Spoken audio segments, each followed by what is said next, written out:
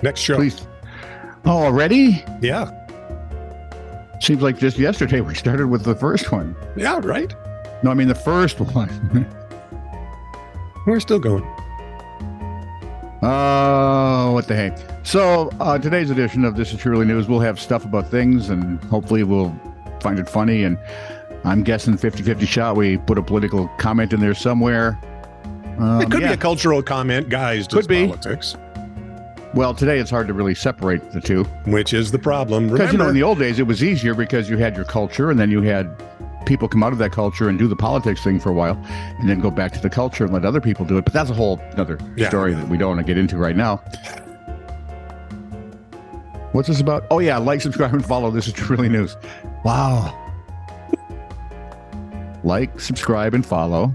Find a weird news story, send it off to Scott at TITR@netradio.net. This is True, Really News with Scott Combs and Tony Vercanis.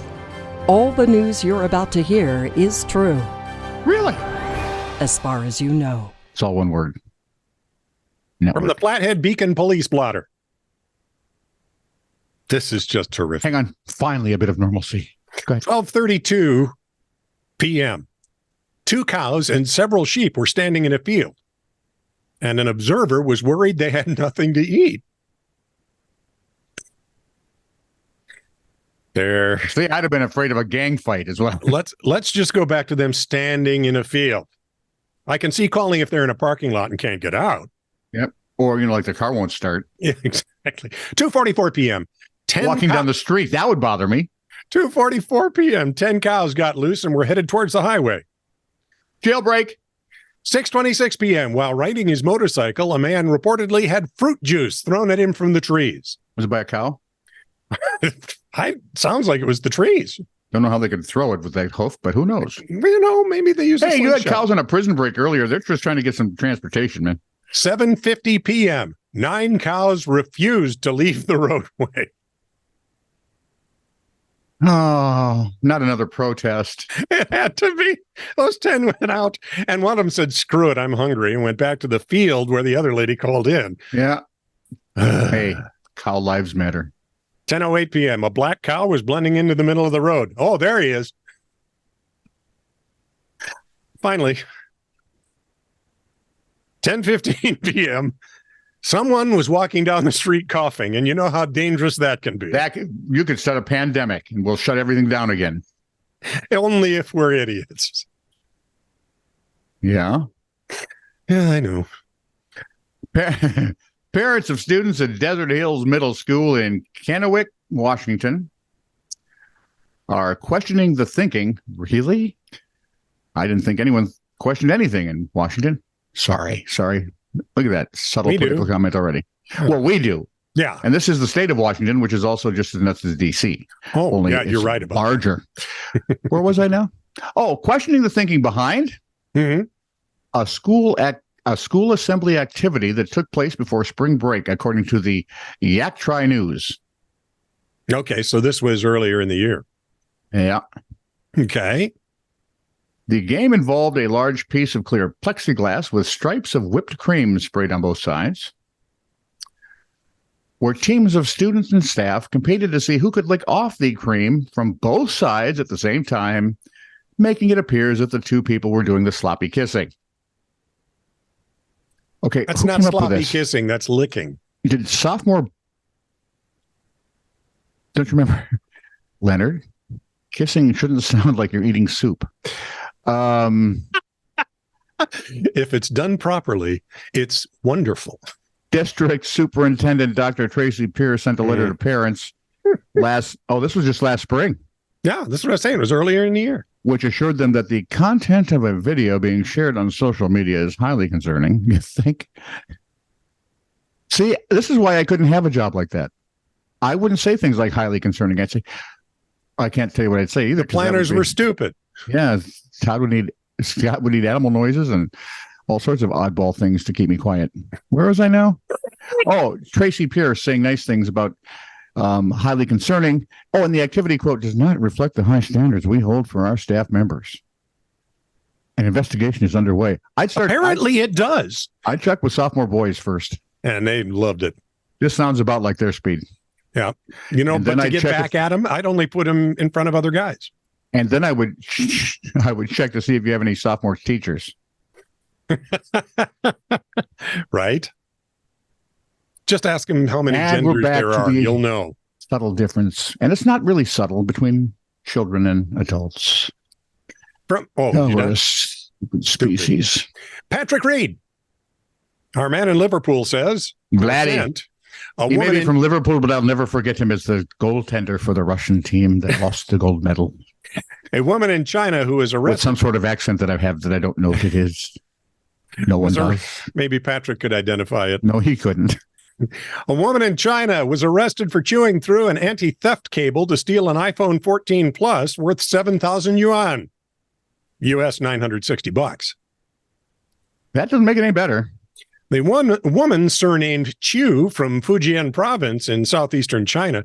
As you know, Fujian province is where White Crane Kung Fu began. The daughter of a Shaolin monk had to relocate from the north down there because her father had been killed because there were so many suitors seeking her hand in marriage.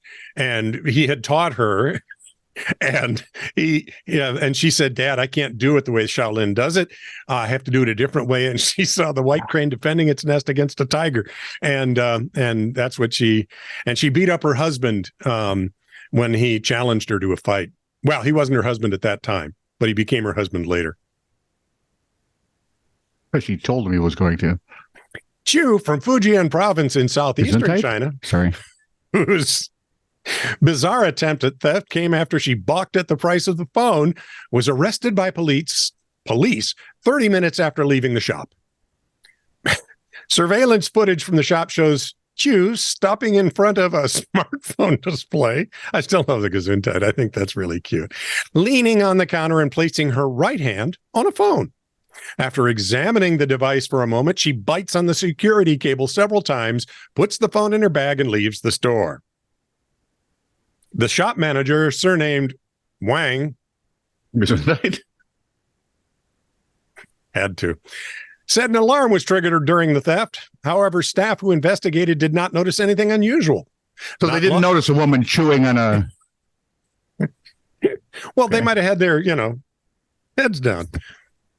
Not long after Chu left the shop, Gesundheit, staff noticed the chewable cable and missing phone and chewed cable.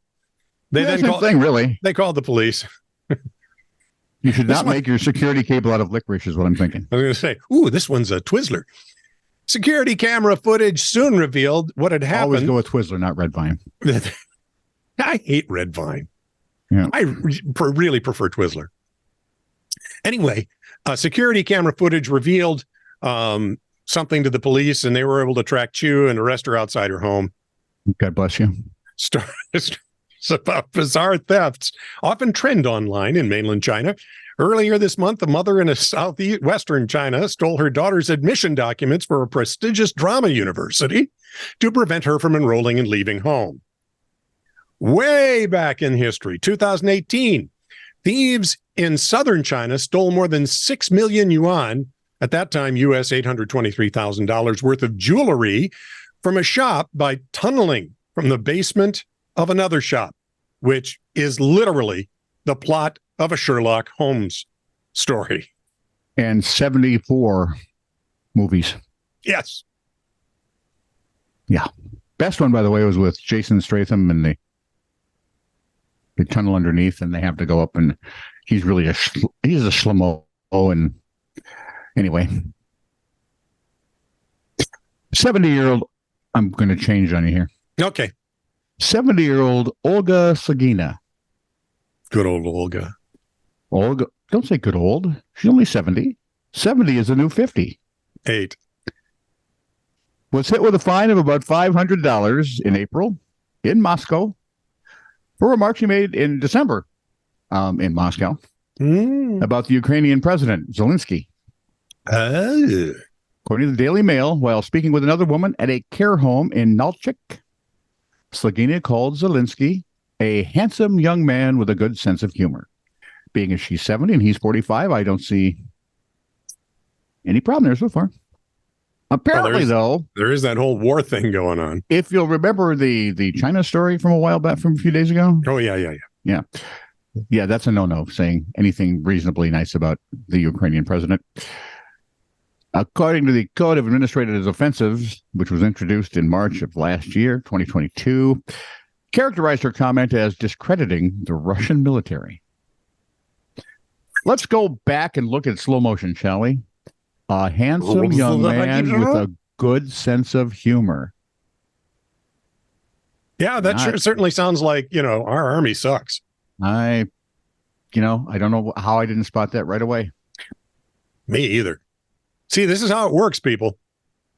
Olga was told that 3 people reported her over the discussion. And she was taken to a police station and told that she had praised Zelensky. Hang on, let's go back to the tape. That's a no-no in Russia. Handsome young man with a good sense of humor. Okay. Olga, by the way, was unable to attend the trial because of health reasons. She's 70.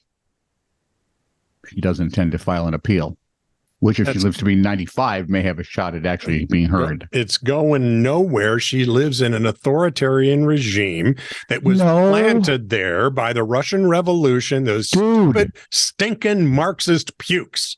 Dude. What? We like Putin. He's a good guy, and he rides his horse with a shirt off and all that stuff, and he's witty, and he wouldn't be mean. Let me say this officially. He's a wiener. Okay. So he's a hot dog? Not that good. Mm-hmm. This is true, really news. Send email to TITR@netradio.network.